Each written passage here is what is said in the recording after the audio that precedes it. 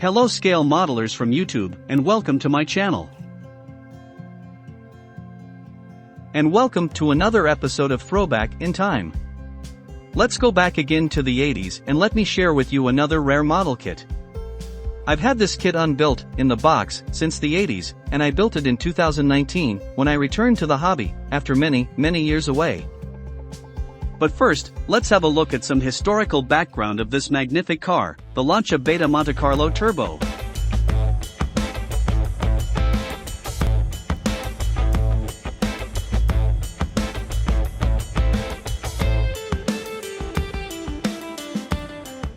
Introduced in 1975, the Beta Montecarlo was to prove to be the perfect platform for Lancia and Dallara to build this, the Beta Montecarlo Turbo, which would go on to claim the World Championship for makes in 1979, under 2-liter class, and overall, in 1980 and 1981, at the time known as the World Brand Championship.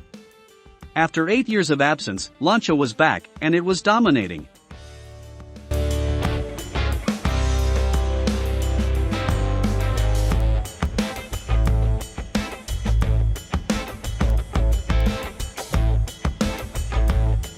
The Beta Montecarlo Turbo was a silhouette racer, with only the center section of the body and the engine block being shared with the road-going namesake. At the front and rear, tubular subframes held the suspension, engine, and gearbox. Lancia course called upon competition experts, Abarth, to design and develop the mechanical aspects, with Pininfarina responsible for the striking aerodynamics, with chassis guru, Gianpaolo Dallara, reworking the production car-derived monocoque and suspension.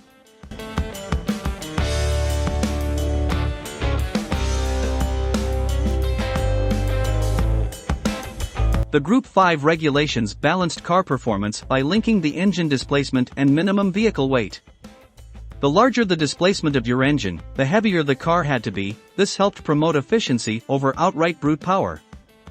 The Beta Montecarlo featured a 1,425 cubic centimeters 4-cylinder Abarth engine, which was force-fed by a massive KKK turbocharger, and an all-new 16-valve cylinder head. With this displacement, after the 1.4 equivalency factory for turbocharged engines, the Beta Montecarlo fell into the under 2-liter class, which allowed it a minimum weight of 780 kilograms. This package proved to be very efficient with up to nearly 500 brake horsepower available, with less than 800 kilograms.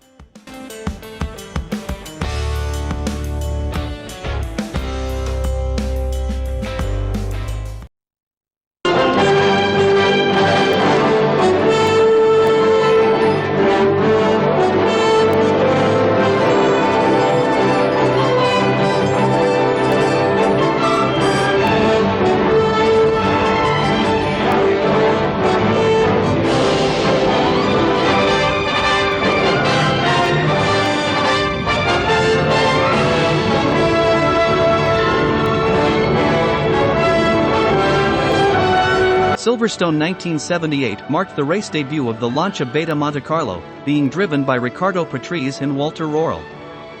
Lancia continued development and quickly dominated the 2-liter class, taking class victories at Pergusa and Brands Hatch, winning the 2-liter class and finishing second overall in the 1979 World Championship for makes.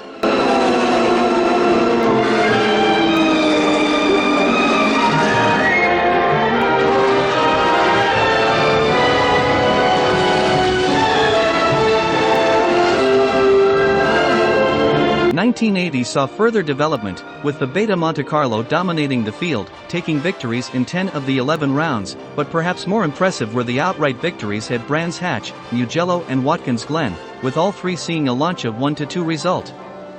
At the 24 Hours of Le Mans 1980, Carlo Facetti and Marini Finauto piloted a Beta Montecarlo Turbo to a 2-liter class victory and second overall in Group 5. The Beta Montecarlo was not only fast, but also reliable.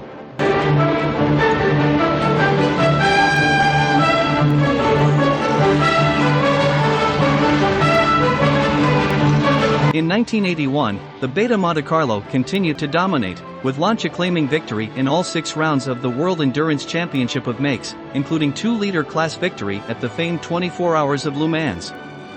As seasons go, this was a demonstration of total domination, 100% class victory in the 6 events that counted towards the World Endurance Championship of Makes.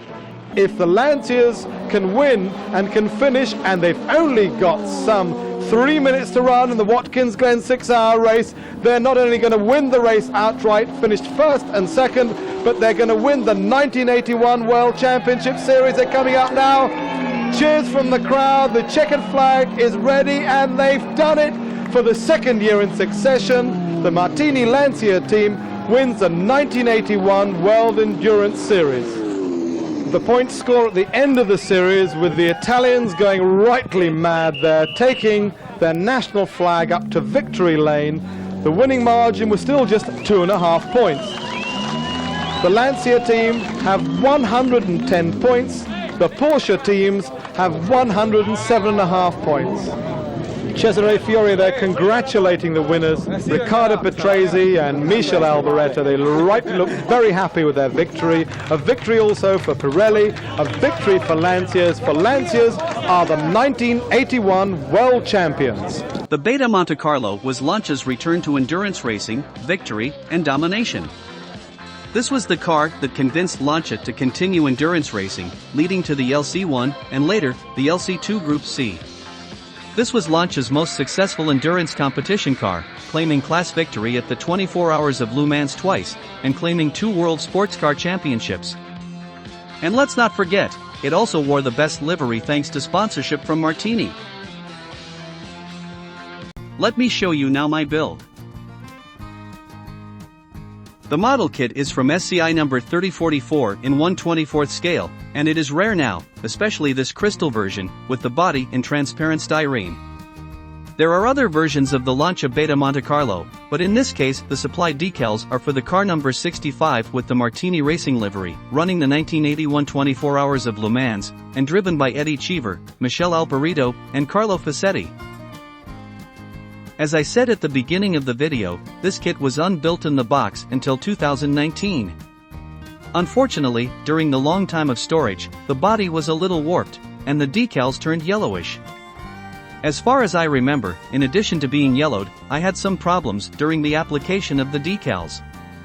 They cracked in some places, and to improve the visual aspect, mainly in the connection of the stripes between the body of the rear hood, I had to hand paint the edges, because there was a white area between them. It's not a high-quality model kit, aggravated by the fact that the body was warped, nor is it one of my best builds, even because it was one of the first builds I built after returning to the hobby. But overall, I'm happy with the result, and now it's on a display shelf, as it should be and deserves. The kit features an openable front hood, as well as an openable rear hood, with a detailed engine that I wired. In the detailed cockpit interior, I added some more items, like the roll bar, the seat belts, and some hoses and cables. For Lancia, in order to realize this car, the preparation was very severe. First of all, the monobody chassis frame has been completed with a tubular trellis, with panels, to get a greater stiffness, and lowering of front part.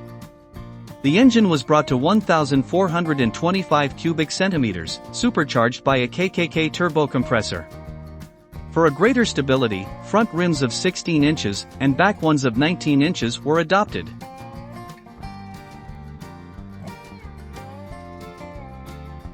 For a more detailed view of this kit, I have some static pictures at the end, so stay tuned.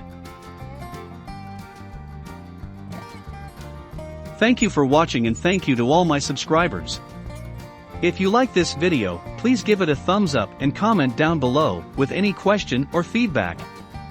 See you in the next video.